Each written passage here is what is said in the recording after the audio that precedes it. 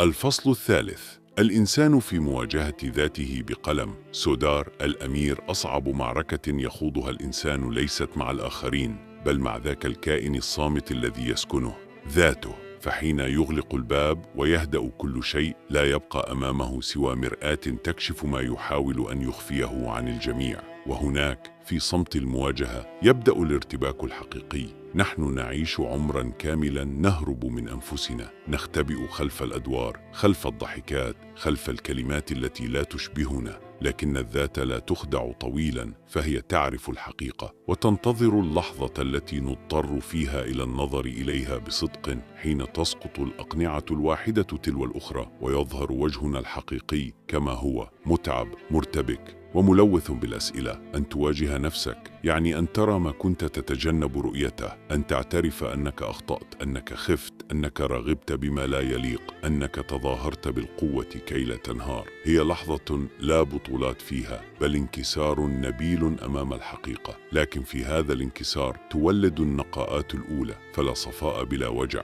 ولا معرفة بلا صدق. إن الذات مرآة لا ترحم، تكشف ضعفك حين تتظاهر بالثقة، وتفضح زيفك حين تتقن الكذب على نفسك. وربما لهذا يخاف الناس التأمل، لأن النظر في الداخل أصعب من مواجهة 1000 عدو في الخارج. لكن من يجرؤ على مواجهة ذاته بصدق يبدأ أولى خطوات الحرية. فالحر الحقيقي ليس من كسرت قيوده، بل من كسر قيود نفسه. حين تصالح ذاتك تشفى روحك من الحروب الصغيرة التي تدمرك كل يوم دون أن تراها. في النهاية نحن لسنا في حرب مع العالم، بل في حوار طويل مع أنفسنا، وكلما صدقنا في الإصغاء اقتربنا من السلام. فالذات التي واجهت خوفها لا يعود يخيفها شيء،